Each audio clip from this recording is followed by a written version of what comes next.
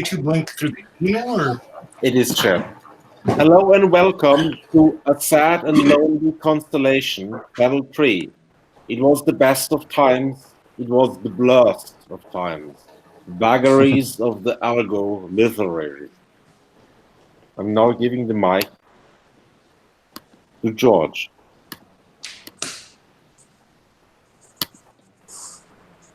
Okay.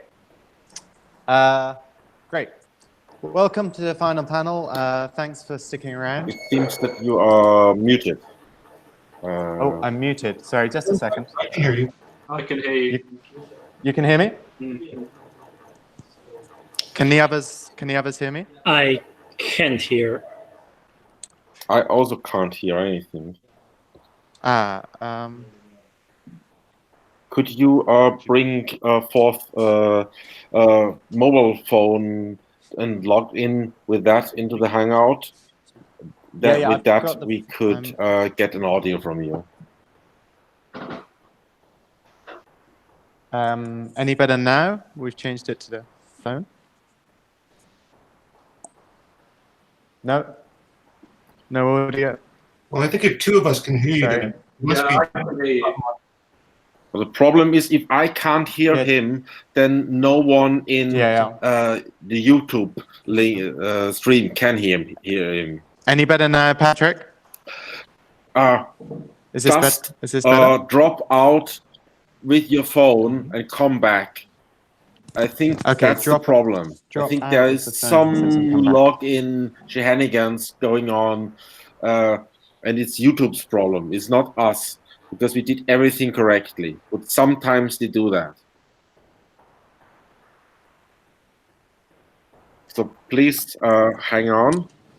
Okay, better? Perfectly. I can hear you. Fantastic. Good. Glad to hear it. Okay. Great. Welcome to the final panel. Thanks for sticking around. This panel is called "It was the best of times, it was the blurst of times, vagaries of the Algo-Literary." Okay, so I'm going to share my screen as such. Okay. So by way of scene setting, I'm going to begin with a brief and unashamedly partial and schematic outline of the history of the development of Anglo-American robo-poetics. Again, I can only apologize for the parochialism of the following on the grounds that I also don't speak Italian.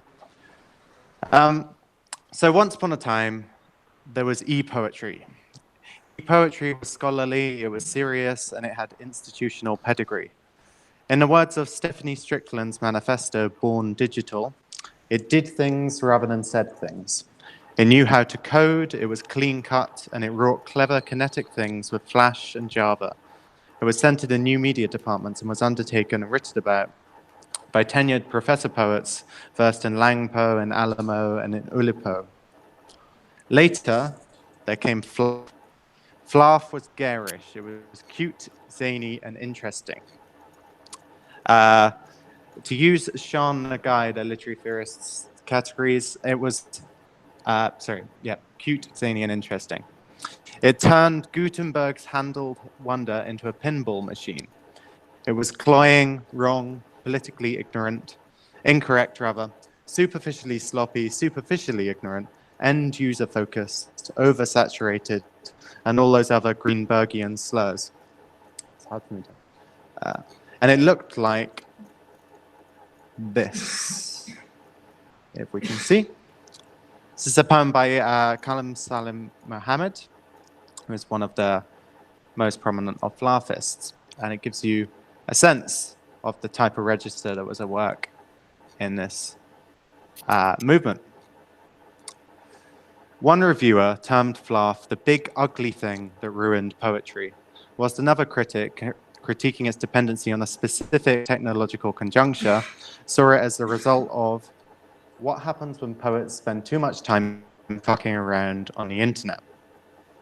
In short, e-poetry was framed as refined where Flaff was naive, mannered where the other refused to remove its shoes, erudite where the other was guttural, delicate while the other was, well, indecorous. Yet, for all its obscenity, there was perhaps in the prodigious welter of flaphist output the baby talk of an embryonic sentience. And you can see here in this quote from Christian Bock in the late 80s, an estimation of what a potential poetics might have looked like. At some point in all this, algorithmic literature, or algo-lit, emerged. Or perhaps, as scholars such as Chris Funkhauser have suggested, generative, iterative, and permutational poetics had, like codes, recipes, instructions, and all the other features of our emerging computational regime, been going on all along. With its 100,000 text corpora, its hybrid voice, its alarming bathos, and primarily its unflagging, ceaselessly generative torrential output, the Algo-Literary often confounds critical analysis. Where then, we might ask, is Algo-Lit in its developmental cycle? Well, it is learning. It is post-digital literature. It is shaped by prehistoric digital literature. It is both neotenous and childlike and Mephistophelian, demonstrating an almost inconceivable erudition. It is post-Fluff. It might even be post-conceptualist. It is the best of times. It is the blurst of times. Okay.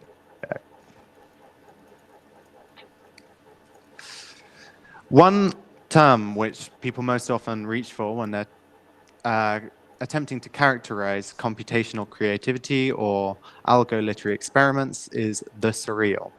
Of course, in the repertoire of tech journalists and other reportage on the subject, they mean this to be pejorative. They mean it's surreal where it should have been real, that there's been some problem of mimesis that's gone wrong and further correction is needed. Further tweaking is then required. So what they're critiquing here is that we get syntactically well-formed but somehow unnatural sentences like this one.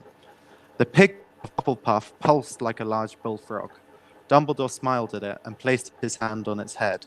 You are Hagrid now, he said. So this is from a company called Botnik, who attempted to generate a perfect Harry Potter chapter from the entire corpus of all the Harry Potter novels. Now consider these lines. There's a hybrid, occasionally unidiomatic register, a deft use of parataxis, and then there's that unheimlich frog pig, that sudden deexic now, and those shifting pronouns. Surreal indeed. Sorry, it's just skipping a little bit. In recent years, literary automatism, in a surrealist mode, has re-emerged as one of the key ways of invigorating the algo-literary. For instance, in a recent workshop delivered in Belgium, the prolific programmer poet Alison Parrish sketched a genealogy which sought to tie together the interfaces of the Ouija board, asemic writing, and the psychosomatic automatism of early Gertrude Stein work, who wrote her undergraduate essay on automatism. With contemporary forms of digital literature employing neural networks and the almost ghostly dictation of autocomplete softwares. There is also here the related prospect of large-scale, unsupervised, or we can call them automated language models, such as that developed by the company OpenAI, who recently restricted the release of their textual generator due to their concerns about the malicious applications of the technology. Now, it's unclear whether or not they had avant-garde poetry as one of these potentially malicious applications. Okay. There is another route via which to approach the algo-literary, of course. The particular affordances of graphomania, another excessive, hyperbolic, or libidinal economies of textual production. It's therefore no coincidence that Flaubert's Bouvard and Pacuchet are increasingly prominent touchstones for writers on digital poetics. Now, one of the seminal examples of digital poetry is a text called The House of Dust. A House of Dust, rather. It actually went under a few names, but that's that given to it here in a digital version by Nick Mantefort. It's by the Fluxus artist Alison Knowles. Sorry? Okay. Yeah, so this text kind of illustrates well the scribomaniacal, ceaseless generation of quatrains beyond quatrains. We have a neat domestic figure going on in which each quatrain comprises a material, a location, a lighting source, and a potential inhabitant. And as you can kind of see, for all the potential infinitude of the piece, it's very marked by a lexicon of the 60s. On screen, we can't see the example I'm referring to, but there was a slightly unpolitically correct term which would not appear in, were it to be written today. Anyway, so something of the terrifying, unremitting, and stultifying plenitude of life online, the perpetually scrolling inexhaustibility, the fresh content now rotting on the vine, is captured by these sorts of pieces. It's also the feeling we get from Borges's story, The Book of Sand, in which he imagines an infinite book, which is therefore pernicious and terrifying and yet incapable of destruction.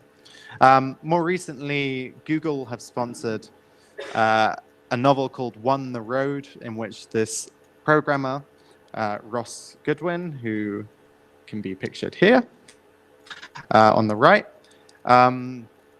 took a Cadillac on the exact same route of Jack Kerouac's On the Road, and the Cadillac itself was hooked up with an LSTM recurrent neural network, which was being fed in data from Foursquare information and various other feeds. The novel itself is 1 million words long and can be got from a trendy arts publisher in France, although I'm not sure how wide its potential readership will be, but nonetheless interesting. I have some other examples here on screen, but I don't think we have time to go into them. Anyway, so in short then, there is a hermeneutic slipperiness to the Algo-Literary.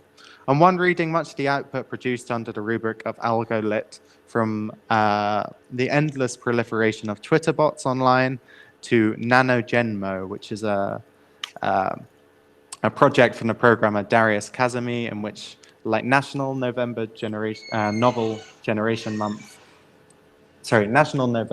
Writing Month, it's a month in which programmers generate Algo-Literary texts for 1 month only. Okay. So much of this connects with an ongoing drive towards the incorporation of combinatory and aleatory processes into avant-gardist poetics, from Breton's exquisite corpse to the through to Burroughs' cut-ups, or to the search engine scatology of the philanthropists. On the other hand, there is also a tacit Prometheanism amongst such writers of writers, and increasingly their big tech patrons or collaborators, who sense in such an encounter of the algo and the literary an opportunity to overcome the chance and disorder of literature's human, all too human constraints. Fortunately, the panel we have assembled here today could not be better equipped to critically and dialectically interrogate, respond to, and discern these particular developments. Speaking first, we have Peli Gritza, who is a literary critic, recently finished his PhD at Harvard University. His theory of vibe borrows mathematical forms from deep learning theory and autoencoders to model the ontology of ambient phenomena like moods, vibes, styles, and structures of feeling, and goes on to deductively derive a potential modernist poetics from this premise. Next up, we have Sam Rivera, who is a poet and assistant professor of English studies at Durham University. His collections Standard, Twin Fantasy, and Kim Kardashian's Marriage, as well as his ambient novel, Safe Mode, have foregrounded post-Flath methods of algorithmic composition and presented a model for a post-internet poetics. He will be presenting work from a new series of poems which employs machine translations of the Roman poet Mercia. Unfortunately, we did have scheduled Chris Rodley to speak, but he's been unable to participate. He's the programmer behind the Magic Realism bot, however, on Twitter, and you should all check that out because it is fantastic. Next, we have Michael Eby from Goldsmiths, who will be introducing his paper, Brute Force and the Incomputable, in which he disarms critiques of machine translation from Chomskyan linguistics and offers a view of computation that exceeds the reduction of the real into discrete mathematical symbolical operations. Finally, we are pleased to have a presentation from Brian Kins-Stevens from UCLA, who is a poet and professor of English and contemporary poetry and new media. His most recent poetry collection is Viva Miscegenation, which is from Make Now Press. And he is also the author of several seminal studies on e-literature, including Fashionable Noise on Digital Poetics, and more recently, Word Toys, Poetry and Technics. Brian will be presenting his new project, which, as far as I understand, involves a spell checking of Finnegan's Wake. So over to you, Peli. Hello. Hi. So I should say that the work that I'm going to be presenting, or the work that I'm going to be talking about, is not explicitly about Algo-Lit. Rather, it's work that mathematico-philosophically leverages mainstream non-literary artificial intelligence theory and deep learning as sort of a philosophical and epistemic vocabulary for discussing what it might be that all literature, or at least literature in a certain radical modernist, less symbolist, less romantic tradition is in fact up to. But at the same time, I would say that this sort of mathematico-philosophically, algorithmically inspired way of thinking about literature's aesthetic cognition, meaning, and knowledge does, in a sense, read back to modernism, symbolism, and romanticism through, if not algorithmic literature per se, then definitely certain strands of contemporary avant-garde post-conceptual literature and related criticism that sort of like sit the same, I don't know what to call it, same like discursive niche maybe, or aesthetic niche as algorithmic literature. So like, things like Tan Lin's ambient literature, or Sayan Nai's paradigm of thinking about ideology and aesthetics together through the category of tone, all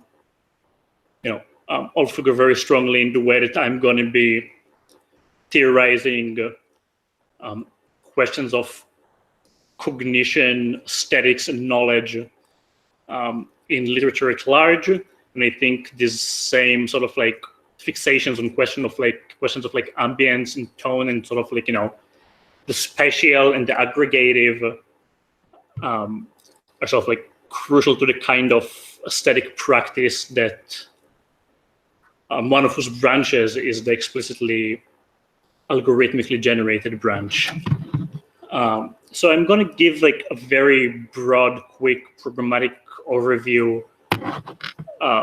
of the work of the research program that I call the Theory of Vibe, which I've been developing for the last 5 to 7 years together with mathematicians and computer scientists that I've worked with.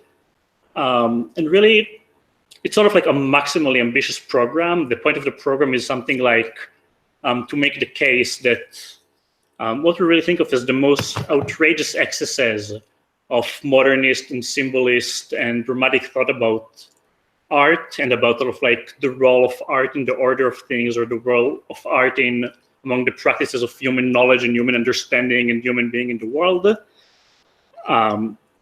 So that the most sort of like excessively modernist, symbolist, romantic possible like doctrine about art, which is the doctrine that the poet or whatever artist's work embodies something like the truth of a deeper stratum of reality, and it embodies the truth of this deeper stratum of reality is something like pure aesthetic form.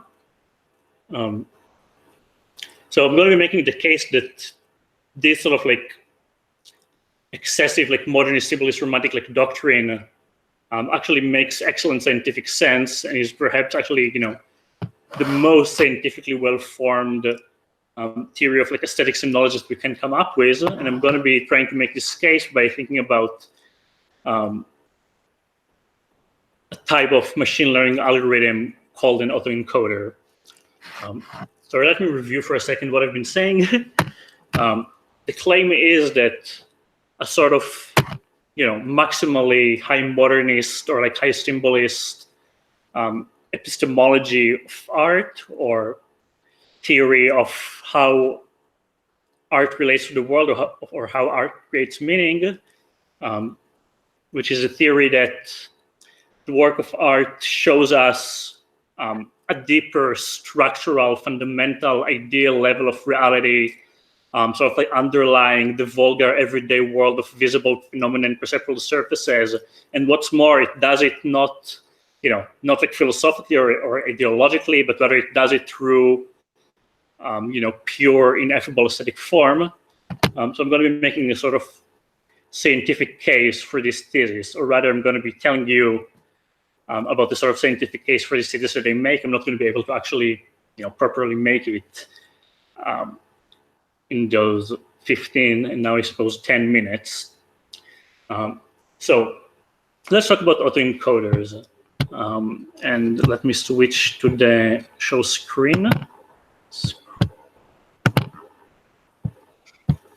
Okay, can you see? I'm going to assume that you can. So, okay. So an autoencoder is a type of usually neural net that acts as a data compressor, decompressor. And when we train an autoencoder, what we do is we give the autoencoder some like very large set of like data that we sort of like assume to like in some sense intuitively belong to the same category or the same domain. So it could be like millions upon millions of like faces, or millions upon millions of audio files of speech, or millions upon millions of audio files of ocean sounds. Anything that we think sort of like forms some sort of like domain where one can find sort of like structure and like logic that structures the space of like differences and similarities within the domain, right? So we think that sort of like the domain of like all possible speech sound has some sort of like underlying structure and logic that allows us to relate like one sound to another under the order of like speech. We think the same with the domain of like human faces, right? There's some sort of like logic to like the space of possible faces, and there's sort of like Gestalt systemic understanding of the space of human spaces that should be like possible, and perhaps like even the fact that we have an understanding of human faces as human faces is something we have by virtue of the fact that we can grasp the face of all possible human faces as a sort of like systemic Gestalt space, where the way that each face differs from each other the way that each face differs from each other face, something to be understood in the context of the total space of all possible faces. So what autoencoder does is it tries to reconstruct whatever input we feed it in a way that's like as close to the original, using some vulgar predefined similarity metric. And as it turns out, in the process of trying to come up with first a procedure for compression, then a procedure for for decompression, in a way that sort of like guarantees that sort of like vulgar similarity metric they're as close as possible. Training to perform this task forces the autoencoder to learn, first of all, a sort of conceptual scheme or like language or vocabulary for like summarizing the inputs that we give it, right? It has to sort of like form a compressed representation of as much as possible of the information that exists in the original. And then, it needs to develop sort of like generative vocabulary or method of mimesis, we might think of it, or generative formula from this compressed representation, sort of like generating imaginatively the original object. And it turns out these two things, they're sort of like naturally learned in tandem. So really, at least like in the autoencoder model, to learn a sort of like conceptual scheme or conceptual system for representing within a certain space of possibilities, such as the space of possible faces or the space of possible speech sounds, individuals in a meaningful way. That's really sort of like symmetrical, or really the same thing as the task of learning a a compact generative formula or generative language or sort of like algorithmic imagination for generating the objects in this space. So we might think of like an autoencoder as sort of like, mimesis learner in sort of like, the sort of like high literary theoretic sense of like mimesis, things like Erich Auerbach, right? It learns like an entire interpretation of the world, an entire sort of like conceptual system for the world in the act of learning to reconstruct, or rather to like approximately reconstruct, because in order to know how to like approximately reconstruct, really like you need to know like how to interpret. So we get really from autoencoder this idea that like that like mimesis is interpretation, and in learning to perform mimesis and end up with like a certain mimetic method and end up in a certain function from like original to reconstruction, you've implicitly learned a sort of like concept system or conceptual schema or predicate system for interpreting the world. Okay, so that's a figure of the autoencoder. And how do I make the screen share end? Does anybody know? There it.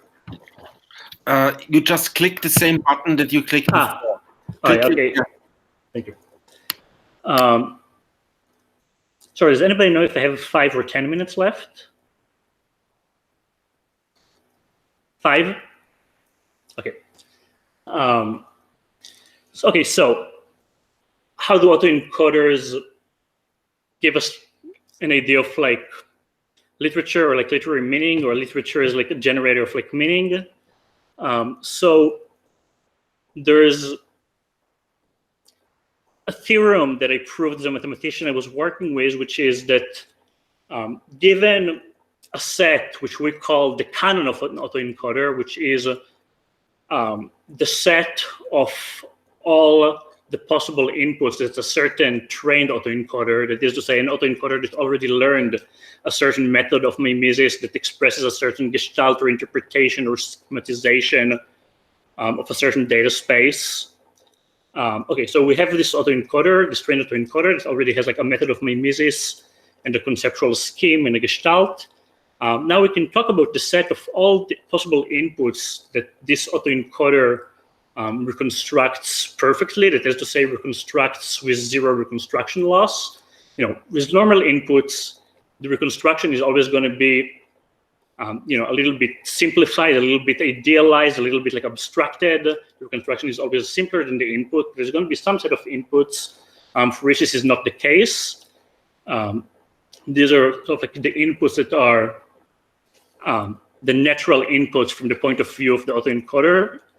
It's the inputs that have sort of like no material there is no sort of like material excess between those inputs and what the gestalt system of the trained autoencoder can grasp.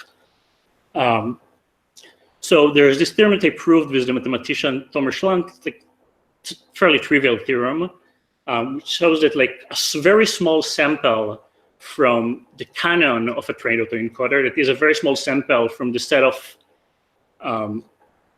real-world objects or simulated real-world objects for which the autoencoder has no loss, is enough to deductively reconstruct sort of on the chip the entire autoencoder and the entire sort of like model that the autoencoder learned for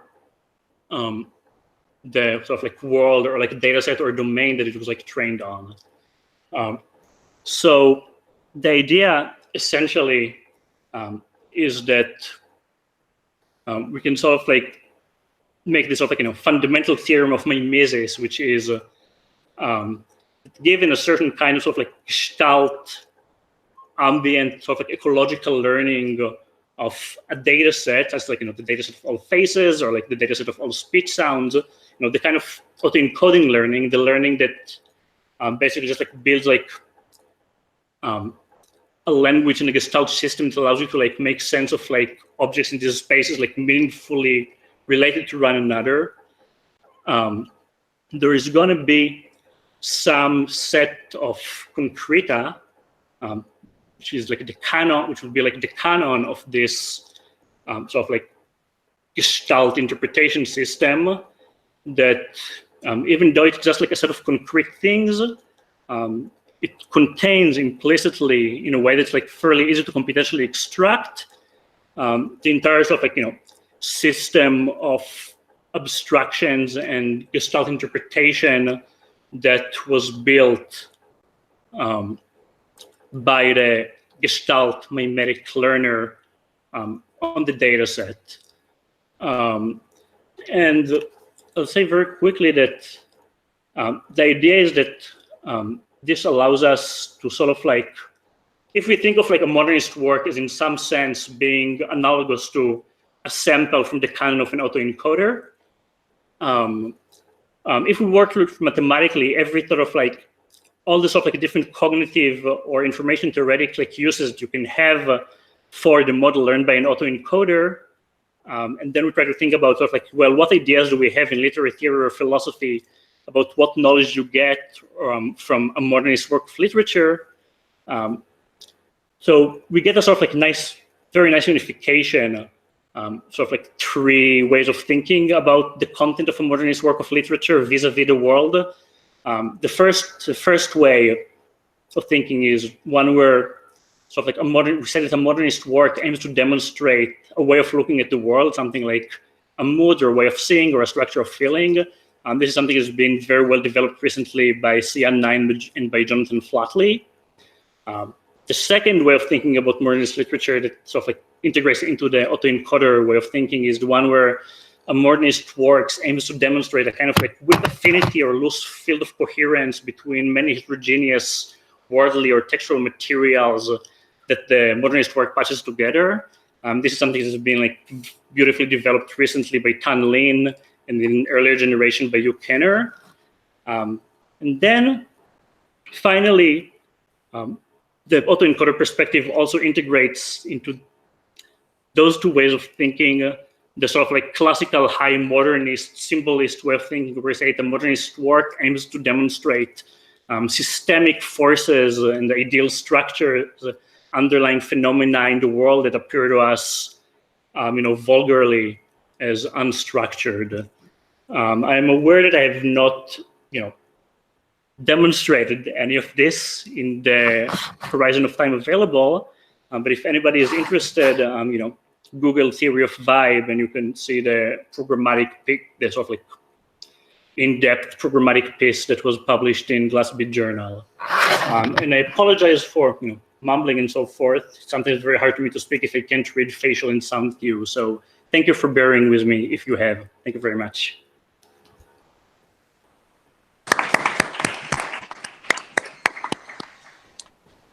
Fantastic.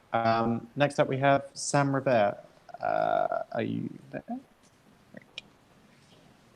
Hi. Cool. Can you hear me? Perfectly. Great. Thank you for asking me to talk. So I'm just going to talk in a relatively important way about some of the poetry things I've been working on, which seem to relate to this idea of algo-literature.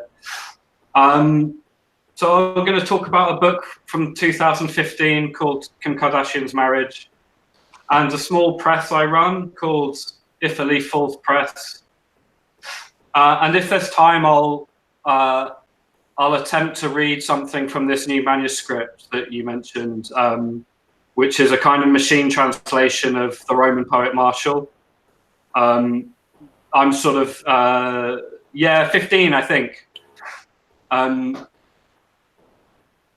which the translator sort of gets between the reader and the machine translation, but I'll see if I have time. So just to begin, this is my second book, Kim Kardashian's Marriage. It's created completely from found text online. The idea was a joke, really, that sort of second book syndrome, supposedly difficult to write a second book. So I thought, what if I just outsourced it and had the second book made sort of automatically from my first book? So I took 18 words, which are the chapter headings of the chapters of my first book sections, and through that I made a system of, so it's an algorithm but quite lo-fi, in that there's basically a set of 18 base words that are rotated alongside each other, and those words are paired up. So for example, spooky berries, American sunglasses, ice cream hardcore, beautiful hardcore, spooky heaven. They sort of combine and recombine in pairs. And those titles were simply the search term I put into a search engine. And then I harvested the first page of results. And the idea was just to sculpt that into a poem, basically, something that resembled a poem. The process actually turned out to be far less labor-saving than I imagined. It took a long time to actually make 72 poems out of this process. But the idea initially was kind of like a labor-saving idea, an attempt to create a book from my first book, or like from the sort of shrapnel or offcuts of my first book. I was aware of fluff and these kind of processes when I was making the book, and I knew Dan Hoy's essay, which was mentioned earlier, what happens when poets spend too much time fucking around on the internet, where he sort of critiques fluff, as far as I remember, I haven't revisited it, but for sort of pretending to access some radical otherness, zaniness, craziness through this intensely hierarchical system, i.e. Google, and that he says that fluff is sort of disregards this aspect of there being a sort of capitalist infrastructure to this process. So I called this a post-fluff process, but essentially I wasn't really interested in seeking out this like excess or zaniness or otherness. Really to attempt more to just register some kind of like affective field or tonality of internet sort of discourse, realizing that what I was receiving through just selecting the first 10 pages of results was you know, this completely truncated, compressed, and also optimized series of results. So really just to register that, just to work with what was there. And the things that emerged from it, and I started to think of them in terms of voices, I suppose. Subjectivities, like notional subjects, or fictional voices. The curious thing was that even though each poem is made up of at least 20 sources, they started to feel quite coherent. I think Diana Hamilton's talked about this with Rob Fitterman's work, that, you know, the Definitely Still Hate Myself book, which is produced using a similar process actually, that despite this is a process of assemblage from loads of tiny little parts, often words, clauses, to make a sort of voice, nonetheless, the effect when you encounter that voice is of coherence, is of a kind of sense, of even of a speaking subject, which just seemed a very interesting byproduct. I mean, syntax obviously strings it together, but perhaps I was surprised by how unfragmented the results came across as. You know, they seemed like these coherent voices. So I'm just going to read, they're short poems. I'm going to read one of the sections. Oh yeah, the title, Kim Kardashian's Marriage. So there was always going to be 72 poems based on the system. And so following the system, I just put in the number 72 into Google, and 72 days was the top result for 72, which was the length of Kim Kardashian's marriage to Chris Humphries in 2011. The other thing that came up was the number of average heartbeats in a minute. It wasn't as good a title. Titles have become quite important for this sort of work, I think. A sort of sub-point. I read something in Deleuze after this, no doubt completely misunderstanding it, but this idea of the whole being this this extra part that you add on to everything, that the whole isn't simply the summation of everything. It's actually this extra part that is clicked on to everything else and makes it coherent. And to me, I aligned that thought with a title really much later on. So when I decided to call the book at the end, having written it Kim Kardashian's Marriage, it kind of made sense of all of the content. It all kind of came into line suddenly, and it seemed to work as a book. So I'll just read some of these poems, I guess. Grave weather. His wife's graveside service was just barely finished when there was a massive clap of thunder, followed by a tremendous bolt of lightning, accompanied by a sunflower's pollination. Spooky Pool. This peeling facade was once the grand entrance to a long-gone attraction in what is now a slightly beautiful light at the end of the day, Saturday. The lights will be dimmed for atmosphere swims. 33 sunsets. Viewed from the west, the game got more physical. 3 of them, barefoot, try desperately to capture the water, the beautiful clear blue. They boast of a 30-page text and are positioned perfectly with centered sunset. A barge-shaped horizon, made up entirely of questions, attracts the majority of visitors. Approximately 3,000 questions. Some of the most beautiful you have ever seen. Beware though, serene is repeated. It is relatively flat. 7 of the 8 took the deal. American sincerity. Let us draw near to Russia. Let us go right into the presence of film criticism. Let us celebrate music since 2002. Let us give out pies and eat corn dogs. Jump to the sound of young America with its undercurrents of guilty conscience. We have been sprinkled with sauce by radio hosts, not with the old blood, nor with the speech espoused to make us clean, not old D.H. Lawrence. But even here we suspected as much. It is now a satire. Therefore keep the network peace. Therefore label the location with a heart in full idea, with hearts fully defined in American English. Ice cream heaven. You are a waitress in an ice cream parlor. The orders just get better every time. Infinity berries. Some years ago it was. I just ate some of those things that make sour sweet, and my blood powered a plain necklace. I'm trying to locate variety in the feeling. It's cushiony soft, yet it's diamond to the touch. Talk to me bold in the morning. You'll love the feather tattooed on my flower. Moving on, I'll talk a little bit about If a Leaf Falls Press. So this is a small press I've been running since 2015, the same year the book came out, the Kardashian book. I'd had the idea of the name for the press for a while, If a Leaf Falls, some Lil Wayne lyric in the Drake song. Anyway, when I heard that song, I thought it would make a good name for a poetry press. It took me a while to figure out what it would be exactly. Eventually, I got a temporary job at Edinburgh University, where I live now, and I had a discount at the printing services. So I was like, okay, I'll start my press here. It was amazingly cheap to do printing. So I basically sent an email to anyone I knew who might have been interested, and I just asked them to send me stuff.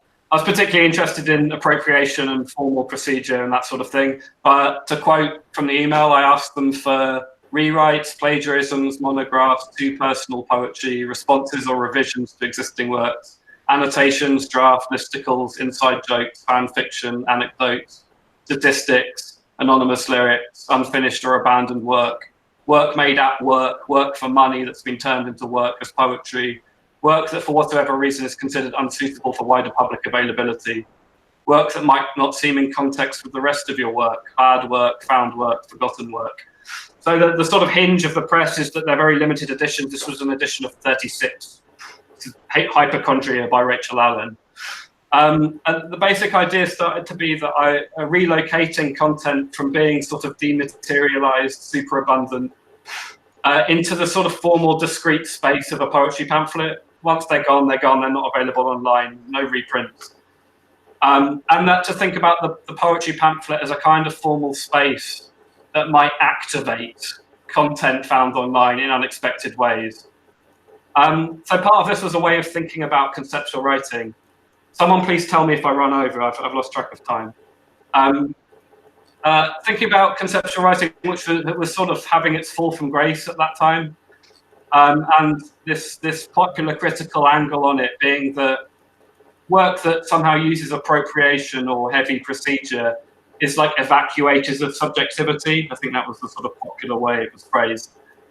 This was an assessment I found I didn't really agree with the more I thought about it. And that actually, it seemed to me that acts of appropriation could have a very intense subjectivity involved in them. I mean, the most obvious maybe being a sort of acts of revenge. So I started to think through this, and the press was kind of a way of thinking through how the politics of appropriation and procedure, and how work made in this way might be able to access a kind of expressiveness that we don't normally associate with poetry, like an aesthetic, I suppose. So part of this is to do with having an intimate audience, an audience of 30 people for a work. The idea that the pamphlets are sort of, they could be collectible, but they're also kind of cheap looking. But they sort of seem between objects, like a pamphlet, a PDF. And this idea that I came across of manufacturing scarcity, that when work is super abundant, it's so easy to access poetry any way you like. What does it mean to take poetry away from that, like, high level of accessibility and availability, and to make it something that's actually quite hard to get hold of? I don't really know what effect it has, but this became a way of thinking through those sort of ideas. I'd also started to think about the business itself, like a publisher, like an AI, like an artificial intelligence, right? Like a business is a kind of rudimentary artificial intelligence, like it only operates within this very small realm of choices and decisions and goals. But then it works as an artificial intelligence. And what would happen if you started to sort of mess around with the variables or the metrics of that?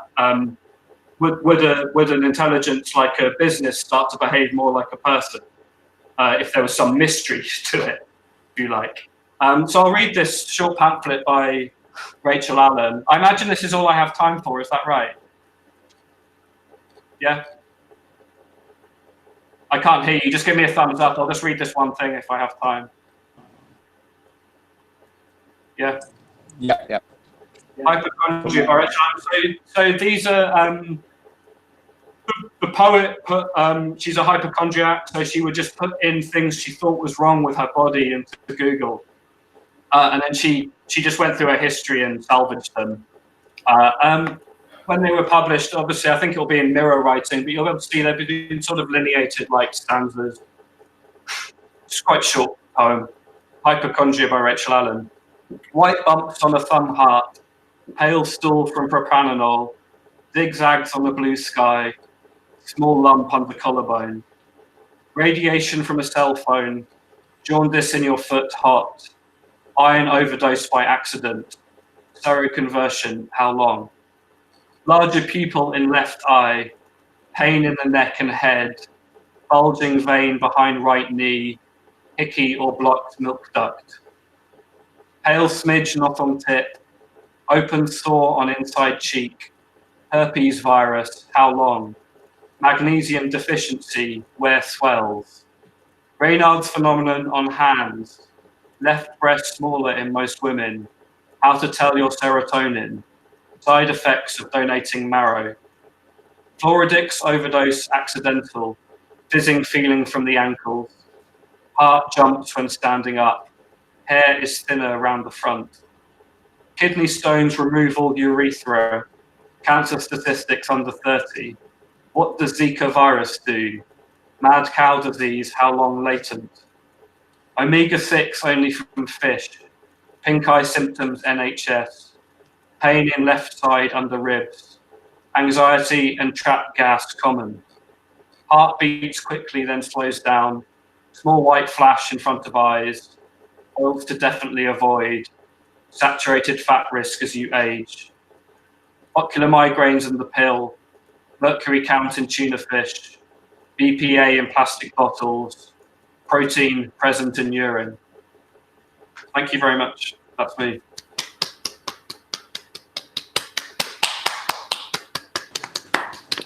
Okay, cool. Now how do I change that?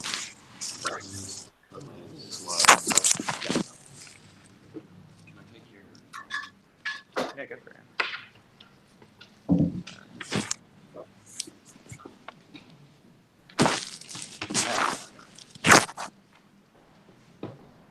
Brian is next.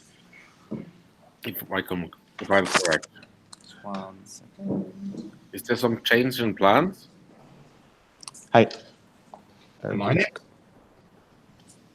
Yeah. No, we have Michael Eby next, and then Brian, you're last. Is that okay? Cool. Right, yeah. Grand.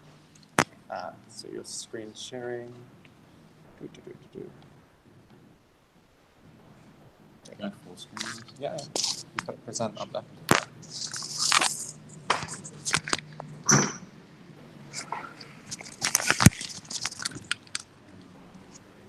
All right.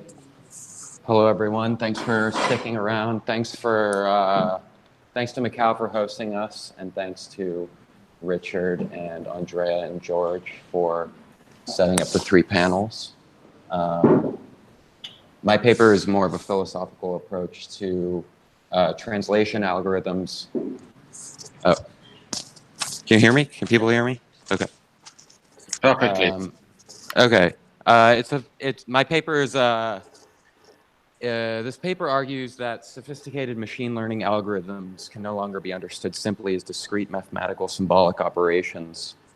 It reviews developments in Google neural machine translation and offers a critique of Chomskyan linguists who state that machine translation operates by nothing more than the brute force of probability distributions. It then situates these critiques within a wider computational cognition paradigm embodied by contemporary critical theory, which approaches machine learning as a reduction of the real from the possible to the probable. Finally, I will discuss 2 different notions of incomputability, one external and one internal, both of which condition computation from outside and from within.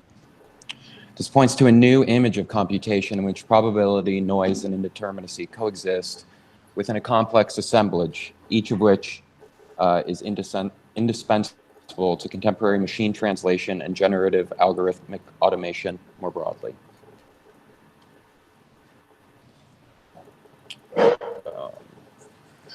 So, since the influential Macy conferences of the late 1940s and early 1950s, cyberneticists, information theorists, linguists, and computer scientists have debated the practicability of constructing a computer capable of facilitating the translation of human languages. From the beginning, skeptics such as structural linguists have doubted the likelihood of developing sufficiently competent machine translation tools. Objections stem from the claim that computers can only ever deal in statistical mimicry input by correlating syntactical structures input by human users and therefore are incapable of authentically producing language.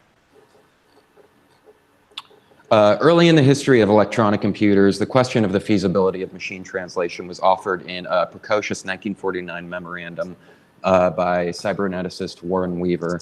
And he speculates in this memorandum as to the possibilities that machine translation might develop. The first of these operates a way to overcome the basic word-for-word model of translation. Because single words can have different meanings, especially in a literary or non-technical corpus, the context and meaning of an input text will likely not be captured in the output text, especially if the input contains idioms, compounds, or anything implicit like cultural formalities and tone. Google Translate in the early 2000s, usually when users entered text into the search bar, the search engine merely scanned the web for every existing context of each word in the search, segmenting the query into discrete words. The totality of the query therefore did not communicate or signify. Rather, search results merely indicated the inclusion of this or that word in a web page. To overcome the limitations represented by this word-for-word approach to MT, Weaver suggested a simple way of reducing the ambiguity of single words by considering the words adjacent to a target word. In this way, a translating machine would be able to greatly reduce the degree of uncertainty for each single word. It was exactly this approach that Google took in 2013 when it introduced the Hummingbird, which also encompassed a knowledge graph and several other kind of more ubiquitous features that we see today. And it was Hummingbird in 2013 that made a shift from the word-based model to a content-based one, where the focus became the totality of the aggregate meaning of a query. The second suggestion by Weaver in his paper is deploying artificial neural networks for the task of translation. Here, Weaver has in mind the systems outlined by Warren McCulloch and Walter Pitts in their pioneering article published in 1943, in which they hypothesized the construction of a mathematical imitation of the human brain's biological neural networks in order to demonstrate that the process could be implemented digitally as a Turing machine. In 2015, Google introduced a tool into their search engine that uses this type of artificial neural network, expanding Hummingbird to include several new machine learning procedures collectively referred to under the name RankBrain. One significant feature of RankBrain is Word2Vec. Word2Vec produces word vectors, which are vector-valued representations of single words in a manifold. Essentially, to dumb it down a little bit, offering a numerical correlate to single words in relation to other words that they coexist with frequently. And these are significantly more successful at representing idioms and unique word order phrases than previous translation tools. With Word2Vec, Google Search uses neural networks in order to move beyond the text that the user explicitly indicates in the query in order to include guesses as to what the user's intentions might be. The focus on more fluid, anticipatory search capabilities indicates a more sophisticated mapping of language that is assisted in their deployment of machine translation tools. The third proposal by Weaver is using cryptographic methods. He asks whether recent strides during World War II in the field of cryptography, including his colleague Claude Shannon's recently declassified contributions to the statistical theory of communication, may help to develop methods for approaching the problem of translation as a problem of coding and decoding. For example, just as encrypted messages sent between the Nazi soldiers through the Enigma machine could be systematized by the Allies in order to reveal recognizable symbolic patterns, it may be possible to address, say, the translation from German to English as a problem of symbol manipulation. Google operated along these lines prior to 2015 as the system sequestered each successive sentence fragment, looked up those words in a large statistically derived vocabulary table, and then applied a battery of post-processing techniques to fix proper endings and rearrange it all to make sense. The limitations of this kind of approach are essentially those of a phrase-based translation model. Chopped up fragmentary bits of language are stitched together without regard for aggregate meaning. To overcome these limitations, Google Brain, the company's AI research branch, began extensively researching neural machine translation. Since 2015, Google has remodeled its translation platform as an AI-based tool that incorporates self-learning procedures such as the neural nets of Word2Vec on a much larger scale. So the fourth and final proposition posited in Weaver's memorandum is the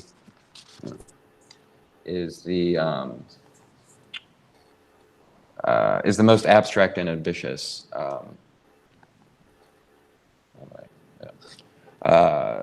In order to explicate the fourth proposal, Weaver includes a very significant metaphor. So think by analogy of individuals living in a series of tall, closed towers, all erected over a common foundation.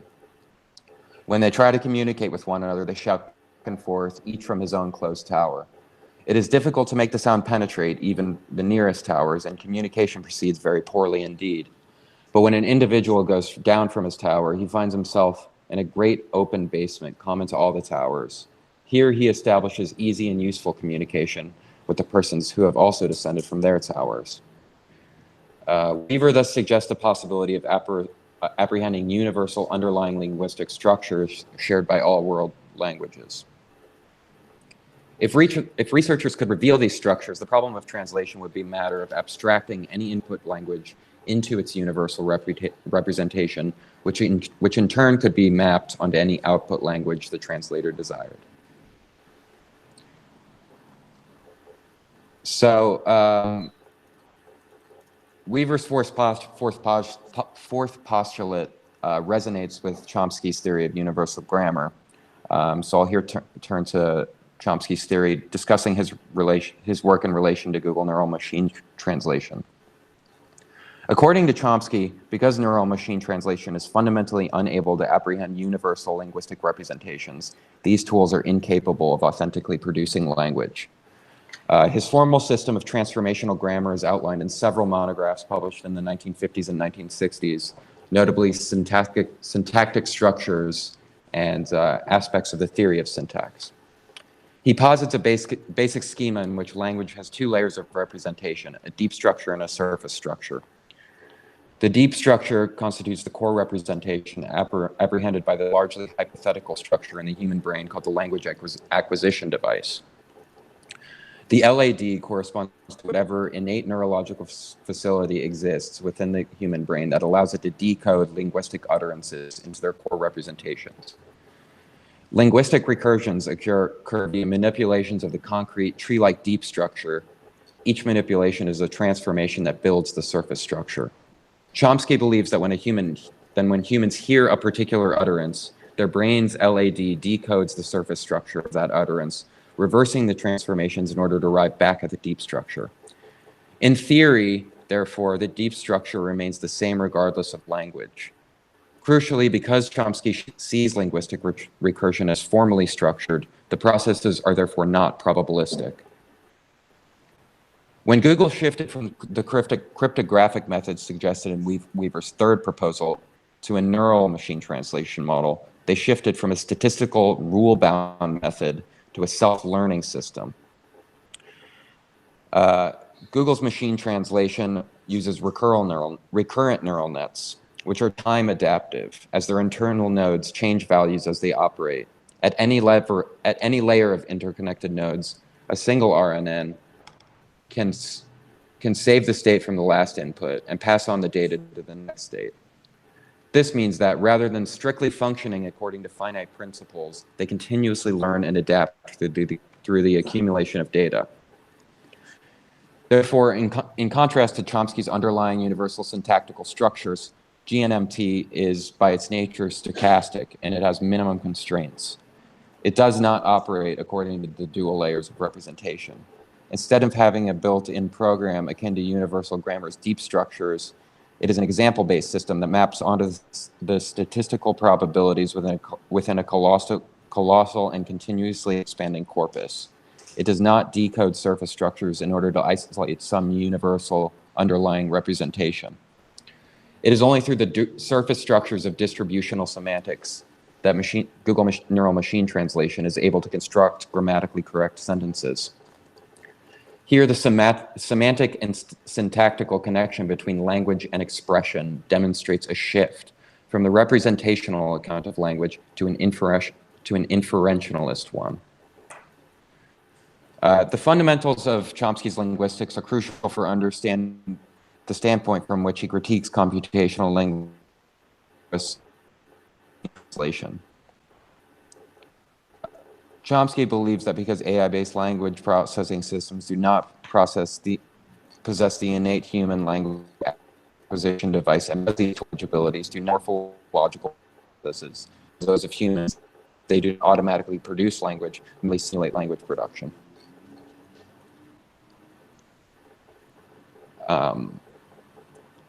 Addressing Chomsky's statement that machine translation amounts to nothing but the brute force of statistical probabilities, Peter Norvig of Google Brain draws on the informational theory of Claude Shannon to characterize all language as probabilistic. Whereas Norbert Wiener's cybernetics maintains a definition of information as negative entropy, or that which reduces noise and probability, Shannon sees information as positively correlated with noise. For Shannon, therefore, the amount of information transferred during an act of communication equals the amount of indeterminacy in the system. In his general communication diagram, a noise signal is placed literally in the center between sender and receiver. Norvig subscribes to Shannon's view of noise as intrinsic to computation, stating, the vast majority of people who study interpretation tasks, such as speech recognition, quickly see that interpretation is an inherently probabilistic problem. Given a stream of noisy input to my ears, what did the speaker most likely mean? If all acts of communication proceed by probabilities, Chomsky's assertion that machine translation deals only with statistics is an insufficient basis from which to dismiss it as mere simulation. Chomsky holds that because machine translation is simply scaling to billions of texts, the system is merely replicating the statistical tendencies of a corpus, and thus not authentically producing language. Yet the system is indeed scaling a massive corpus in order to model statistical linguistic patterns of distributional semantics. Yet the system invariably runs up against a fundamental limitation. It can never comprehensively model the totality of its input data. Empirical adequacy doesn't simply consist in the data you have so far. It also includes all possible data. The continually expanding corpus thus presents an intractable problem for Google Neural Machine Translation. How can it possibly reflect the statistical tendencies of the entirety of the corpus and its output text? The massive corpus is thus incomputable. In order to process the amount of data needed to scale it, a translating computer with limitless computing power. Moreover, the system's requirement to produce a result in the face of this problem necessitates a degree of randomness and indeterminacy in outcome. Therefore, by producing stochastic elements in natural language, GNMT can be said to produce novel epistemic applications of and implications for language.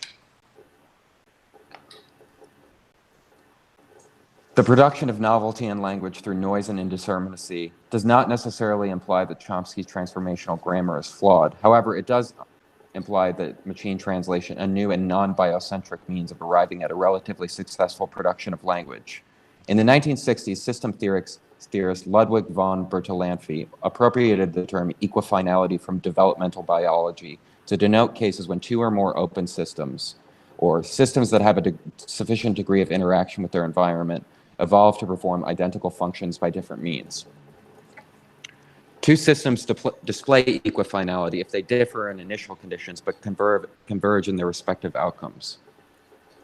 Machine translation and human language under Chomsky's grammar can be seen as embodying a case of equifinality with respect to linguistic production. Both systems achieve the same goal by different means, one through recursive operations on an underlying parse tree, and one through dynamic folding of probability and incomputability with respect to a corpus. This image of algorithmic computation, one that allows for the coexistence of probability, noise, and indeterminacy, is lost on much contemporary philosophical thinking and technology.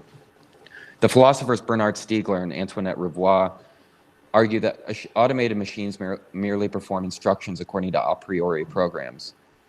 They state that machines reduce the complexity of social life to the brute force of pre-programmed operations.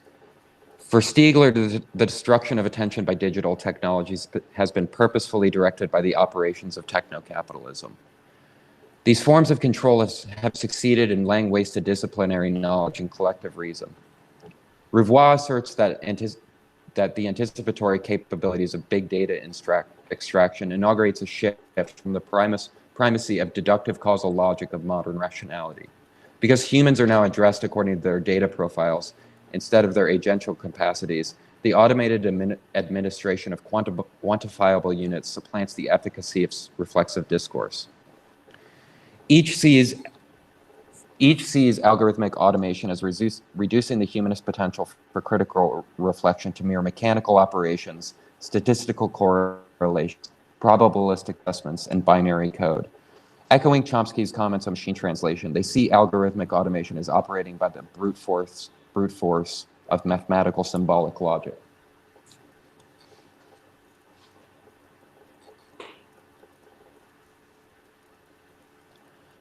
While conceding algorithmic capitalism's influence on affective and cognitive abilities, Luciano Parisi argues that critical theory can no longer address automation as reducing thought to discrete mathematical operations.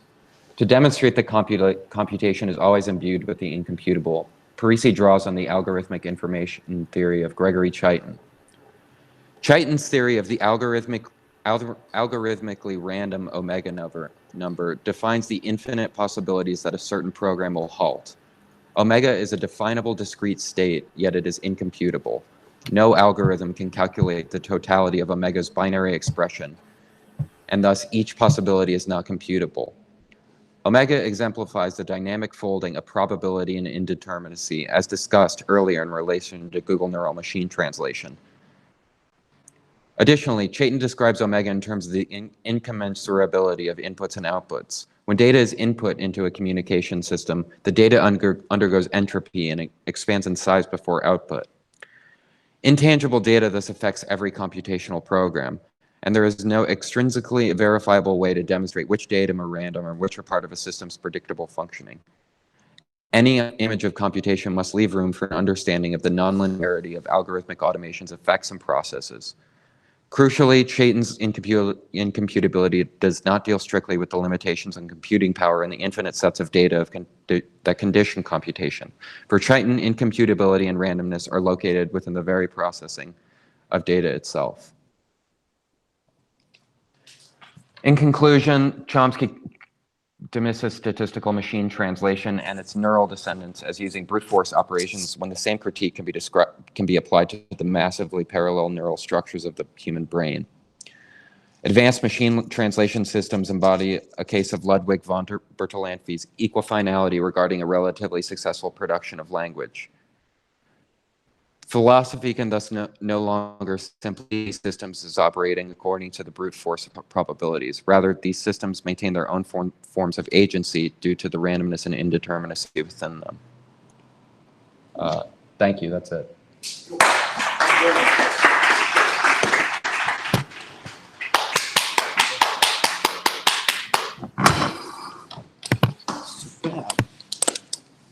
Okie doke. So we're on to Brian Kim Steffens now.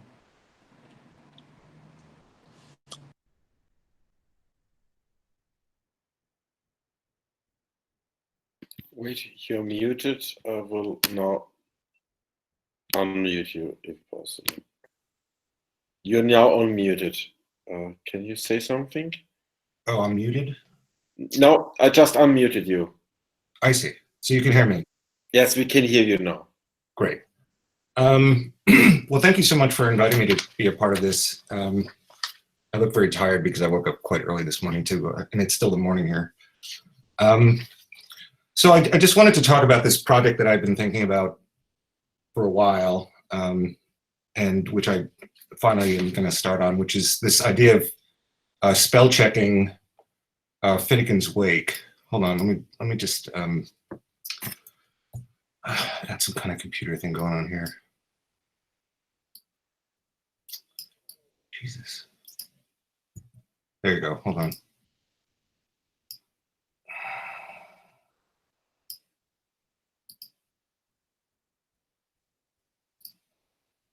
Okay, you're seeing that? So the idea is starts in some ways like a lot of these conceptual writing ideas is a kind of a weird joke. Finnegan's Wake spell checked just kind of seems to tell a story just in the title. But I don't want this project to be just a joke, and I rarely actually do conceptual writing projects myself. I've done a few. So as we know,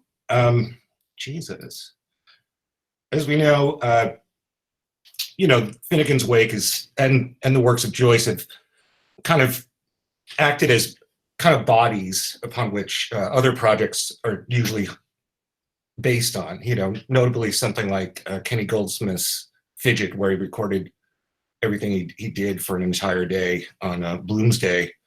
And Ulysses itself has served as fodder for countless digital humanities projects. My own kind of earliest experiments with the kind of project that I want to do here is when I translated an essay that I wrote on poetics, on kind of digital text poetics back in the early zeros. And I translated into Scottish.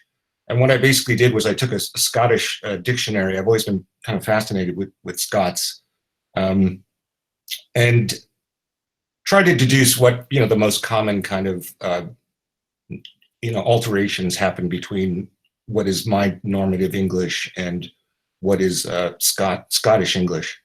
Part of the inspiration here was actually based on an idea by a poet named Hugh McDermott, who, in an attempt to kind of make Scottish a literary language again, created something called synthetic Scots, where he took vocabulary from all over the country. So it wasn't like a Scots that anyone actually spoke anymore, or it was like a mishmash of very different idioms of Scottish, and wrote poems in that.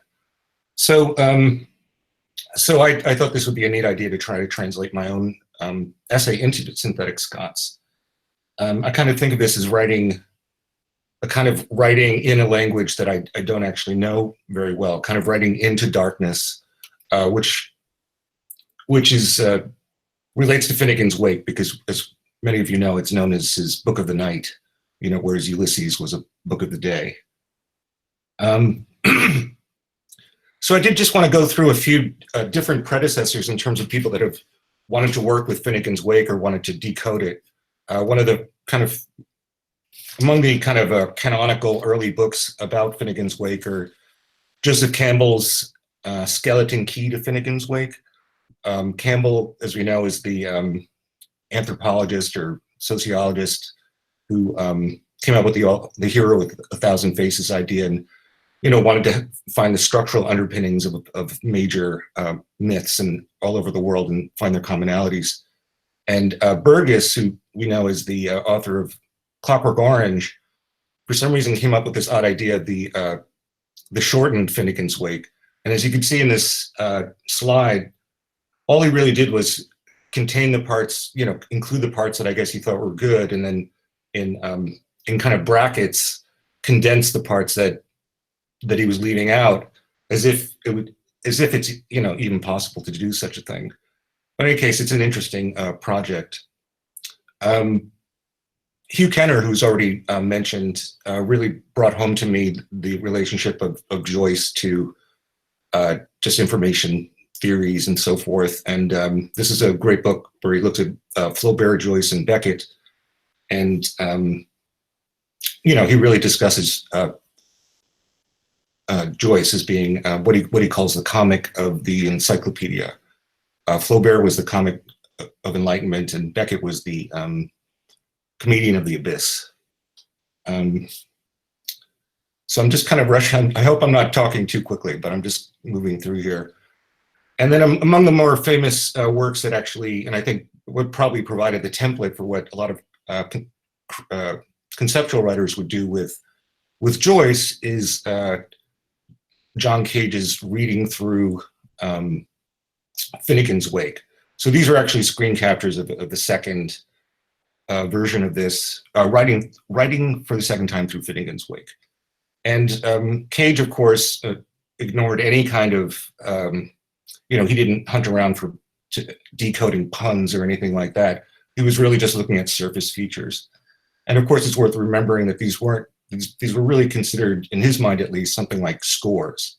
So sound was kind of principled here. This is a kind of approach to Finnegan's Wake that I would like to avoid, much as I enjoy that. And then this is some goofy thing I found online. So I think I'm going to skip this slide. Well, no, I will look at this. So among the things that I threw up on ubu.com back in the zeros was this thing that I found online by a guy named, or someone named Todex Hobogrammathon. And once again, I think Finnegan's Wake provides the kind of template here. The novel starts, Jade Fordskin stepped off the plank, the smell of turbid water struck him, and so forth. How long had it been, sussing reader, since he had been in Spain with all those corkoid Spanish medallions? So, it sounds like a mixture between something like Ulysses but also something a lot more mischievous, even pornographic, if you think about Jade Fordskin. But eventually what happens with the novel is about 2 pages in, it reads, we leave our dear Jade Fordskin, who's whore-forsaken, full of cud and these red Brazilian vegetables. And then this whole thing about adharmic elements, colon, and then you just get this word list. And I don't know if this was algorithmically generated or not. And some of these things kind of want to become sentences. So you can see if you start at the bottom with Lord Chancellor Schugel's misogynist. So, that almost sounds like a sentence. Parkland Sabbath prefixes literalizer misogynists. Keep good time unrestrained. So if you did run a kind of parser on this, if it was generous enough, you might actually be able to unearth some syntactically complete sentences. Finally, before I start to talk about the project, Finnegan's Wake became public domain in 2012, at least in Europe. I don't know if it's in the States, but as a result, there's been a lot of projects based on Finnegan's Wake, and one is this kind of thing where they gloss a lot of the words, and you see that Baudelaire, a type of sword with one back and one edge large, blah, blah, blah, blah, but they also note Baudelaire, who's a French poet. I point to this because ultimately, after the spell check Finnegan's Wake project, I'd like to conceive of an app where an AI actually unearths even more puns than any of the scholars have actually unearthed in all these years.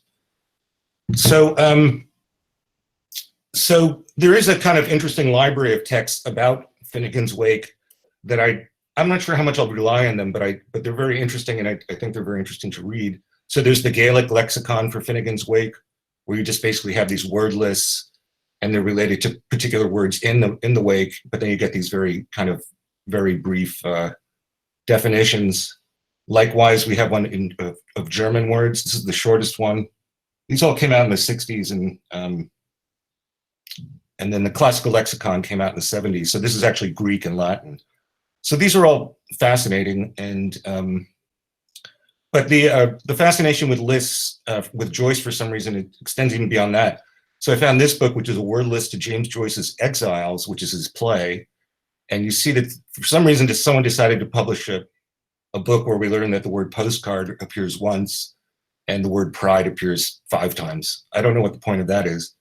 And then this is my favorite one, which is Corrections of Misprints in Finnegan's Wake by James Joyce, published by Faber and Faber. And these are just wonderful lists. This is like basically a Charles Bernstein poem on an epic scale. And it's not very affordable. As a work of James Joyce, I'd have to pay $100 to get one. Okay, so that's just a quick overview, and then I'll spend the next just 5 minutes talking about what I expect to happen in this algorithm. And it's funny, I mean, the Claude Shannon diagram and also Pelly's diagram of the mushrooms, and the kind of the full kind of phenomenological experience of a mushroom versus the kind of gestalty thing that comes out at the end, I think is an interesting way to describe what I'm trying to do here, because this is in some ways a compression algorithm. I'm taking, a very complicated, thing and trying to reduce it to something quite simple or portable even, and then have it somehow unfold on the other end. So among the steps in this, and this is very sketchy, I just wrote this up fairly quickly. This is all going to be in Perl. And what I'll do is I'm going to have to run a lot of analyses on the text. I'm going to run the text against dictionaries of languages with which Joyce was known to be familiar.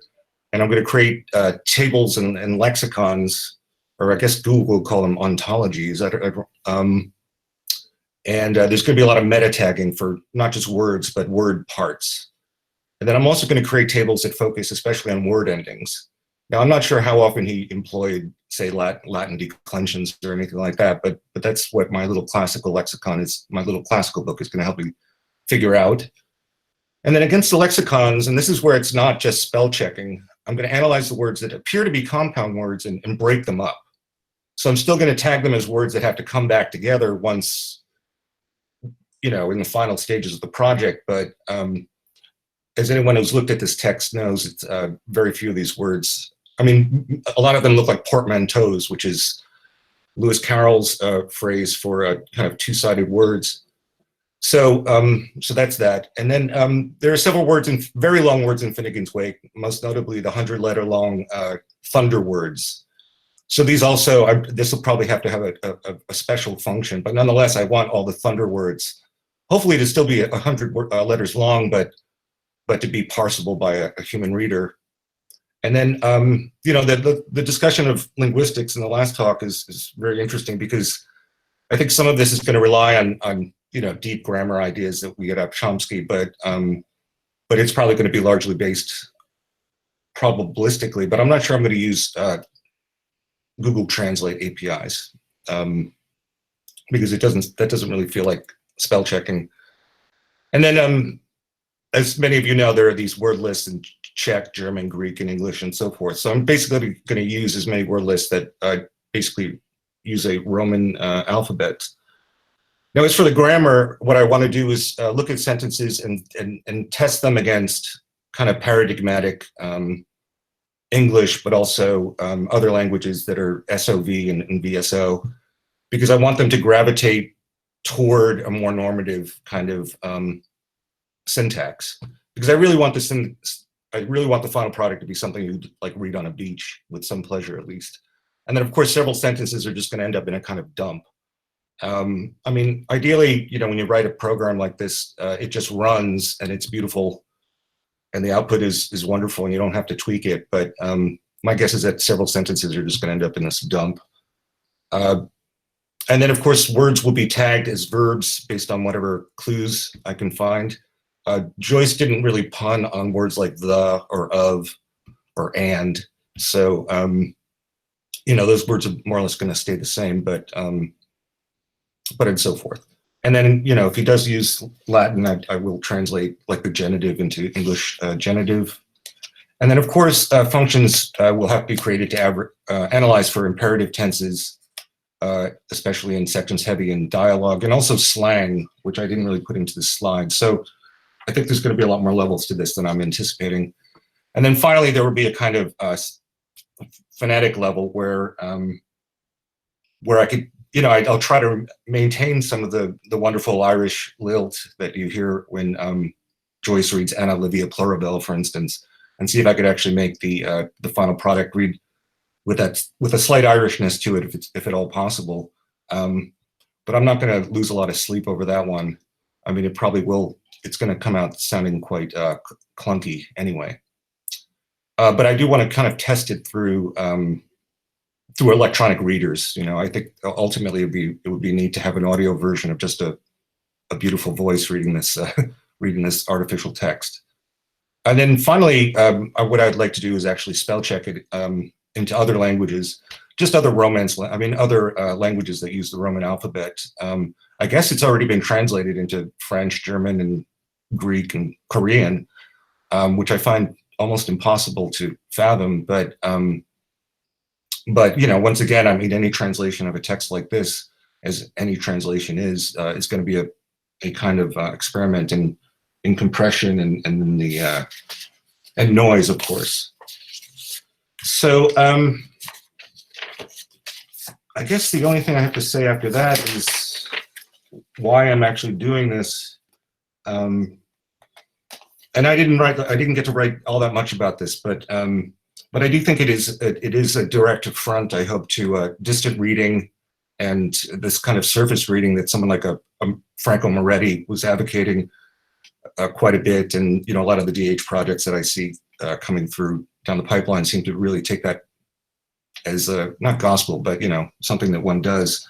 I really want this to be a kind of data depth reading where, you know, individual words will have these layers. You know, they'll be packed with, you know, tags that associate them with this, that, and the other thing.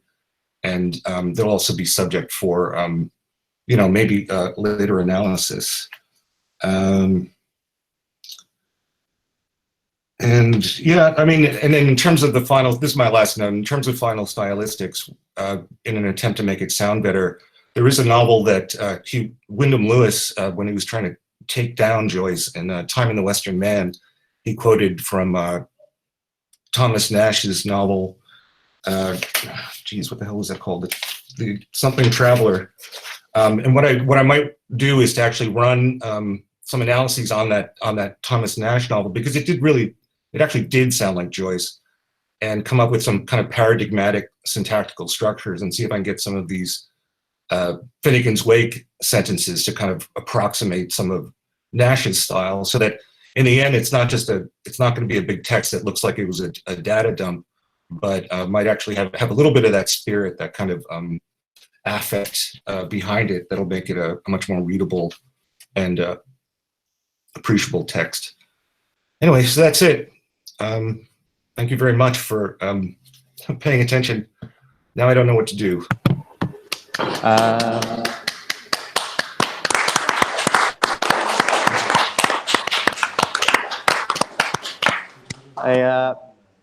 Fantastic. Okay, well, it only remains to me to say thanks so much to Peli, to Sam, to Michael, and to Brian there at the end for presenting.